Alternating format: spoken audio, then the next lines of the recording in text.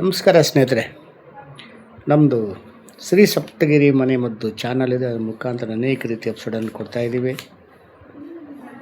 ಪ್ರಕೃತಿಯಲ್ಲಿ ಸಿಕ್ಕುವಂಥ ನಾನಾ ರೀತಿಯ ಬೀಜಗಳಿಂದ, ಗಿಡ ಮರ ಬಳ್ಳಿಗಳಿಂದ ನಮ್ಮ ಕಾಯಿಲೆಗಳನ್ನು ನಾವು ವಾಸಿ ಮಾಡ್ಕೋಬೋದು. ಅದನ್ನು ಬಿಟ್ಟು ನಾವು ಈ ರೆಡಿಮೇಡ್ ಫುಡ್ಗೆ ಹೋಗಿ ಇಲ್ಲದೇ ಇರೋ ಕಾಯಿಲೆಗಳು ತರಿಸ್ಕೊಳ್ತಾ ಇದ್ದೀವಿ. ಮನುಷ್ಯ ಹುಟ್ಟಿದ ಮೇಲೆ ಯಾವುದೇ ಕಾರಣಕ್ಕೆ ಟ್ಯಾಬ್ಲೆಟ್ ಎತ್ಕೋಬಾರ್ದು. ಯಾವುದೇ ಕಾರಣಕ್ಕೆ. ಕಾರಣ ನಮ್ಮ ಶರೀರ ಹೇಳುತ್ತೆ ಈ ಥರ ಆಗಿದೆ ಅಂತ. ಅದನ್ನು ನಾವು ತಿಳ್ಕೊಂಡು ಅದಕ್ಕೆ ಸಂಬಂಧಪಟ್ಟದ್ದು ನಾವು ಸೇವನೆ ಮಾಡ್ತಾ ಬಂದರೆ ಆ ಕಾಯಿಲೆಗೇ ಇರಲ್ಲ. ಅದಕ್ಕೇನು ಮಾಡ್ತೀವಿ, ಏನೋ ಹೋದ ತಕ್ಷಣ ಓಡೋಗೋದು, ಟೆಸ್ಟ್ ಮಾಡಿಸೋದು, ಟ್ಯಾಬ್ಲೆಟ್ ನುಂಗೋದು. ಅದು ಅನೇಕ ರೀತಿ ಕಾಯಿಲೆಗಳು ತರಿಸ್ಕೊಂತೀವಿ. ಸ್ನೇಹಿತರೆ, ಫ್ಲೆಕ್ಸ್ ಸೀಡ್ಸ್ ಅಂತಾರೆ, ಇದನ್ನು ಅಗಸೆ ಬೀಜ ಅಂತಾರೆ. ಇದರಲ್ಲಿ ಒಮೆಗಾ ಫ್ಯಾಟಿ ಆಸಿಡ್ ಜಾಸ್ತಿ ಇರ್ತದೆ. ಇದು ನಮ್ಮ ದೇಹಕ್ಕೆ ಬಹಳ ಮುಖ್ಯವಾದ ರಸಾಯನ.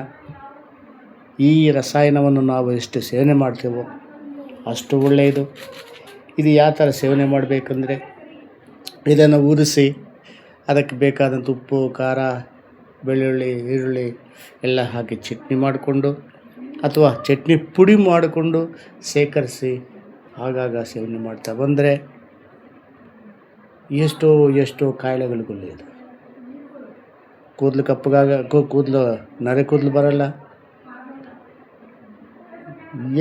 ಒಂದು ದೊಡ್ಡ ಲೀಸ್ಟೇ ಮಾಡ್ಬೋದು ಇದನ್ನು. ಆದರೆ ದೇಹಕ್ಕೆ ಬೇಕಾದ ಒಮೆಗಾ ಫ್ಯಾಟಿ ಆಸಿಡ್ ಇದರಲ್ಲಿ ಜಾಸ್ತಿ ಇರ್ತದೆ. ಇದು ಕೊಲೆಸ್ಟ್ರಾಲ್ ಕಡಿಮೆ ಮಾಡ್ತದೆ, ಹೃದಯಕ್ಕೆ ಒಳ್ಳೆಯದು, ಕಣ್ಣುಗಳಿಗೆ ಒಳ್ಳೆಯದು, ಕೂದಲಿಗೆ ಒಳ್ಳೆಯದು. ಎಷ್ಟೋ ಕಾಯಿಲೆಗಳಿಗಿದು ದಿವ್ಯ ಔಷಧಿ. ಮುಂದಿನ ಸಂಚಿಕೆಯಲ್ಲಿ ಪ್ರತಿಯೊಂದು ಕಾಯಿಲೆಗೂ ಇದನ್ನು ತಿಳಿಸ್ಕೊಳ್ಳಲಾಗುತ್ತೆ. ಆದರೆ ಇದನ್ನು ಪ್ರತಿಯೊಬ್ಬರು ಮನೆಗಿಟ್ಕೊಂಡು ಸೇವನೆ ಮಾಡೋದ್ರಿಂದ ಆರೋಗ್ಯ ವೃದ್ಧಿ ಆಗುತ್ತೆ.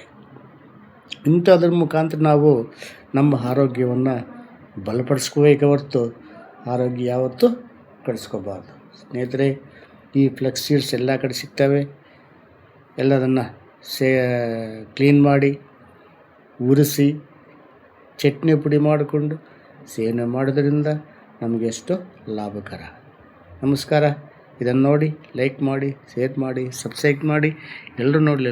ನಮಸ್ಕಾರ ಸ್ನೇಹಿತರೆ.